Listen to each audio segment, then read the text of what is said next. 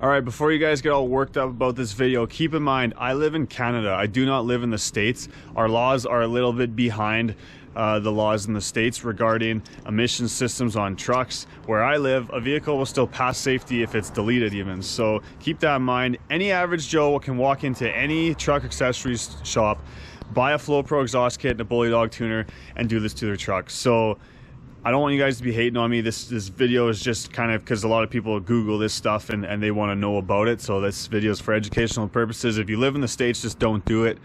And that's it. Enjoy it. What's up, guys? Welcome back to the channel. Today I got a 2021 Ram 2500 with the 6.7 Cummins in the shop. Gonna be figuring out how to do a full delete on it, EGR, DPF. We're gonna put 4 EFI live tunes with the little knob, the shift on the fly, the CSP4 switch. Just before we get into this video, this is an off-road truck. It is going to be used on the farm primarily. So just keep in mind that, you know, deletes are very frowned upon, and in a lot of places they're illegal and can warrant some pretty big fines. So do your research before, and if they have strict emissions laws where you live, just don't do this because it's not worth it in the end. So just wanted to get that out of the way. But with that said, we're gonna start working on this thing. So if you find the video useful, please like, please subscribe. It helps me out a ton. If you do have questions at the end, you can ask in the comments or shoot me a message on Instagram at Dark Iron Diesel. But yeah, let's get at her. So I'm gonna be putting a 5-inch FlowPro straight pipe exhaust on it. Part number is 690NM. It's for a 2019 to 2020 Ram. I'm just assuming it will work on a 2021. And then I got a 21-3000 FlowPro EGR delete kit. Again, I think it will work on this truck. This is for, you know, the older, any 6.7 Cummins basically, so I hope it will work. I live in Canada, so I can get this stuff pretty easy, but if you live in the States, you probably won't be able to get FlowPro. You might have to find a different manufacturer, a different brand to get down there. I'm not sure what guys are getting down there. FlowPro doesn't ship to the States anymore. So if you're tuning a 2018 and up 6.7 Cummins, you need this bypass cable. And on this 2020 truck, you're gonna plug it in. Kind of took this out so you can see it a bit better. But so you see those green boxes with all the little plugs going into it. You want to use the row on the far left-hand side, and you want to use the 5th plug down from the top. It's going to be the first open one that doesn't have something plugged into it. So that's where we're going to plug that guy into. And then the other one plugs into the OBD plug right there. And then you just plug this into your EFI Live tool. All right, we're tuning. We're about halfway done, a little more than halfway done. So far, so good. I got the unlock cable. Turn my light on. Got my cable plugged in the OBD. The other one goes up to that module under the steering wheel. So yeah, hopefully she finishes up nice. All right, just shut off the ignition. It says it's finished successfully, so we'll just make sure it fires up after this countdown. All right. Well, it seems to run, so that's good. We're gonna go underneath and unplug everything on the exhaust and then come back up, start it up again, make sure we don't got any engine codes, and if we don't, then we know we're good to go and actually remove the exhaust.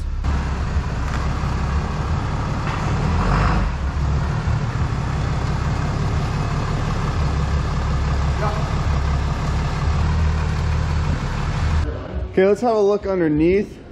So we'll start at the front over here. See this flex pipe here?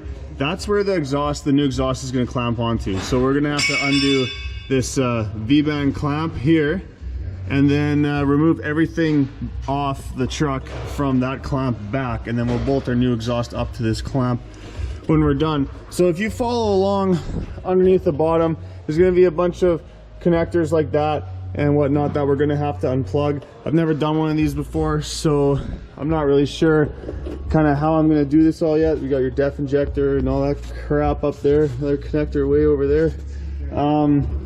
Yeah, all the way to the back. Here's this big blue wire that goes somewhere, and another connector like this. So we want to unplug all of them, and once we unplug all of them, then we're going to remove the exhaust. So I'm going to be unbolting these clamps here and here. I'm going to try to take this all out in pieces without having to cut anything.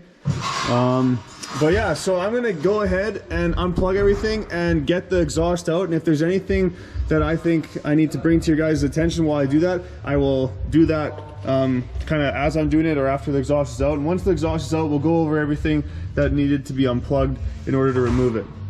Okay, so I got the tailpipe out, and then I believe this is the SCR that went here. It's out. So now we just have this front piece here, and it's connected to right here too, that goes to that clamp. So I'm gonna disconnect that clamp, and then back here, because I'm not gonna I don't want to have to cut this, so I want to pull the whole thing out like this, but I think we're gonna not have enough room. So what I'm gonna do is there's two 13mm bolts for this hanger bracket, and I think there's two 13mm bolts for this hanger bracket too. So instead of taking these hangers off, I'm just gonna unbolt these brackets and pull the whole thing out, and then if I have to, for the new exhaust, if I have to use one of these hangers, I'll just put the bracket back on. Then for this front one here at this flex pipe, I just pried it right off, yeah, it'll just make it a lot easier to get this out. So now I'm going to take this V-band clamp, or loosen it off, and then hopefully this will all just slide back through the tranny cross members and out underneath the cab. Okay, then back here, it appears that this bracket actually has a bolt on the top of the frame, which is kind of a pain to get at. So again, I just pried this rubber right off. This one is all loose. So now I'm just gonna see if I can slide it out. Hopefully you can pull it out the back. Hopefully it will fit. All right, there's the flex pipe piece. And I was able to pull that front filter off. I just kind of twisted it a bit to the left so that there's a sensor up here that cleared it. This hanger came with it. This bracket stayed. So yeah, it's out. So these back pieces are pretty self-explanatory. Just loosen the clamps, and then I use a chisel and punch and just kind of hammer them off. Then up here, this one was a little bit tricky because you got to unplug these two connectors, and I couldn't get at them on the truck. So what I did is I disconnected this guy, the depth injector. There's another one back here, and then I dropped it down from the truck, but I had a guy help me, so he kind of held the exhaust, and we were able to roll it my way. And then I unplugged these, and then we took this right off the truck. And then the front one, you could get at everything. There's this one here. Okay, go away. There's one here that you gotta undo. Another guy here, and another one right here. So yeah, that's all the sensors that you have to unplug to get this thing off. It wasn't too bad. Just in case you're not familiar with these yellow tabs have to slide up, and then this plug will come off the connector. So anyways, with all these, I'm going to put some dielectric grease in them, and I'm going to tape them up with some electrical tape and just try to keep the water out of them. And then I'm just going to kind of zip tie them all up to the side of the frame somewhere like that. Yeah, so whatever connectors you have, like this guy, kind of cover it up if you want to try to keep water out of it. But yeah, I'm going to go ahead and do that now, and then get all this wiring out of the way, and then we can go ahead and start installing the new exhaust. All right, they're all taped up. Kind of just tied all my wiring up here. The only one I didn't tape up is the depth injector. I just left that one open. I don't think it's a big deal. But yeah, I'm gonna grab some pieces of exhaust. We'll start at that downpipe there and work our way to the back. And I'm not gonna go into much detail about putting the exhaust in. It should be pretty self-explanatory, but yeah, we'll get that together. All right, so the exhaust is all on. Tighten this V-band clamp. And then if you look back here, I still just left this out for now. I'm not even gonna bother putting it back on. You do reuse this hanger though, so that one needs to be on. And then yeah, just keep going. You got all the clamps, tighten your clamps. You got to use these hangers up here, and then it goes over the axle, just like that. Tighten up this one. It fits just perfectly around there. It's not hit nothing. The only thing I did do is I did grab a pry bar and just kind of bent this spare tire heat shield just a little bit to give it some more room. But you can grab this exhaust and it is tight. It's not hitting anything, so should be good. Okay, now we're gonna go after the EGR, and I'm not gonna go into a bunch of detail with this just because I'm trying to keep the length of this video a little bit shorter, but I'll put a little link up here and in the description if you wanna see a full video on a 6.7 Cummins EGR delete. I got a really good video already on YouTube. So I'm basically just gonna go ahead, kind of update you along the ways as I do this, and we'll just see if there's anything different with this 2021 that would be different than, like, you know, let's say a 2017 Cummins. So I'll go over any differences if I find any, because again, I'm using an older style EGR delete kit and hopefully it will fit on this truck. But what you are going to want to do, you don't have to delete your EGR, but if you are, but if you're not deleting your EGR, you should still unplug your this plug right there. You should unplug this valve. I see there's a pyro here. You should probably follow that and unplug it. And then right down under there, this is your throttle valve. You need to unplug that as well. The plug is kind of on the back side down there, but you want to unplug that guy as well, regardless of if you're deleting this or not. Okay, so far so good. I take this black cover off first, and then I take this pipe out, and then the EGR valve, and I put the FlowPro blocker plate on, and it seems to line up. So far so good. So now I'm gonna start taking this side apart. I'll probably pull this air intake pipe out first just to give me a little more room, and then we'll work at taking this EGR cooler and all that stuff off. Here's a little tip when you're getting this piece off. That 15 mil nut is easy to get at because you can just put an extension on, but that one is not. So what I have here, I just have a 15 millimeter wrench, and I put a pretty wicked bend on it. And then if you put it down in there, just kind of use your left hand to hold the pressure on it like that. And then I just get in with a pry bar here, and you can put the pry bar against this engine lifting hook, and you can pry it out like that. And that's how you can loosen it, and then you can just use your fingers to get it off. All right, I got this piece out and put the blocker plate on, so it seems to fit perfect. I tried the pry bar thing here, and just because it has this big, I think this is like ram air, like it pushes the air into the air intake there. And so it was a little bit harder to use a pry bar, but I was still able to get a pry bar in there, and that's how I loosened that nut off. The back two 15 millimeter studs or nuts that you have to take off can be kind of a pain in the butt, but I like to use this long 1/2 inch ratchet with a shallow socket and a small short extension, and then you can just kind of put it in there, and that's how I get them off. Also, we got to get this coolant line to pop up, but it's kind of blocked by here.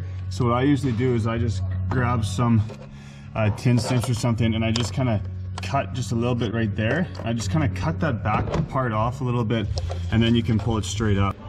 That's what it looks like after. See, now I can pull this line up, and it doesn't actually affect anything cutting it like that. EGR cooler is all loose. It's actually out right now, and now I just have to physically pull it out of the truck. So I kind of bring it up here and twist it, get it out. I don't actually drain the coolant on these trucks, just because when you pull this line off, make sure you relieve all the pressure out of your cooling system first, because if you have pressure in your cooling system, like if your coolant's warm, when you pop this off, it'll go and spray a bunch of coolant out. But if you relieve the pressure, when you pop this off, you'll just get a little bit of coolant that will drain out, but not very much. So I don't bother draining the coolant, and then you don't even have to add any at the end. Just pull the cooler out, try not to spill any all over the engine, and then yeah, it coolers out. And then for right here, I usually use a pry bar again, and I just kind of pry back, and that's how I pop the cooler out of this coolant hose here. And just make sure that all these bolts here, like this, is unbolted so that it can flex a little bit, and it'll just make it way easier getting this out. Okay, the back blocker plate is on too. It fit no problem. So I usually just kind of bend this exhaust back pressure sensor out of the way a little bit, and then all we gotta do is connect this coolant line, and I don't see us having any issues with that. So I'm thinking that this FlowPro kit's gonna work 100%. Okay, so about the only issue I've found is actually this piece here. The kit comes with two different ones. They're different lengths depending on what year truck you have, but this is a little bit of different setup. So I took this hose off, obviously, and then I could fit this on, but see how it doesn't fit nice and snug around that circle. And I also had to grab a drill bit and just kind of drill this hole a little bit further because it didn't quite reach enough. And that's just for this coolant nipple, just to hold it in place so that it doesn't pop out and you lose all your coolant. So, but I mean, it's solid now, like it's not gonna pop off. So just a tiny bit of modification for that, and it's not like super clean. It's a little bit janky just because it's not designed for this fitting. So that's the only difference I've really found so far. I'm assuming my hose will just connect right up, and that should be it. Okay, everything is hooked up now. All my lines are tight. I taped up this connection there. There's this connection here I taped up, this one too, and then this is the throttle valve plug that I unplugged from kind of underneath here. It's a pain in the ass to get at, but you kind of get in here with the mirror and you should be able to see it. I taped it up as well, so I'm just going to zip tie these all up out of the way, and then we gotta just run it, check it for leaks, and I guess we still have to install that CSP4 Cummins switch. All right, and there it all is, all done. Everything's tied up out of the way. Everything's connected and tight. So yeah, we're gonna install that switch in the cab, then we'll fire up after, see how it sounds, and yeah, make sure it doesn't have any leaks or anything. So here's the switch. It's pretty cool because this will plug into the OBD plug. Then you actually unclip the OBD plug so you can kind of hide it out of the way, and you can put this new OBD plug in place, just because a lot of times you would have like a big thing just sticking out like that, but now you can just kind of tuck this all up underneath the dash and just have a nice little OBD plug sticking out there. So I think I'm just going to put the switch kind of right in the middle of this piece right here. I like using a piece like this because if for some reason he ever wanted to move the switch or do something different, get rid of it, then he could easily just get one of these pieces and, you know, replace it, and he wouldn't have a hole in his dash. All this stuff is just super thick now, and there's, you know, a bunch of stuff behind it. It's like really hard to get switches anywhere up around here. So I'm just gonna drill a hole through here and mount the switch there, and I think we'll be done this truck. This switch will most likely come preset to 5 positions, but on these 2013 plus Cummins, as far as I know, you can only have 4. So you gotta take this little ring out and select, put it in, put that little notch there. Has to go in one of these grooves where it says number 4. And then once you have it installed, just make sure that it only clicks to 4 different positions. All right, 1, 2, 3, 4. There you go. Switch is installed. This truck is done.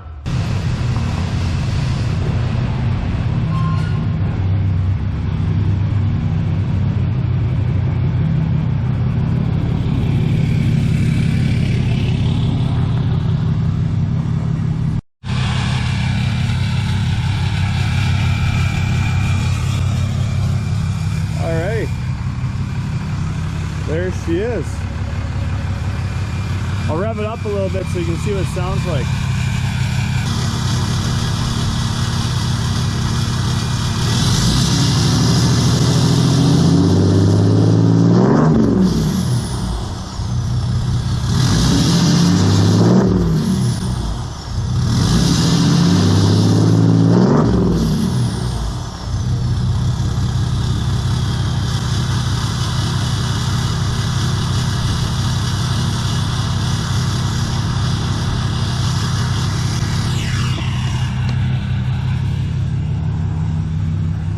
This thing barks.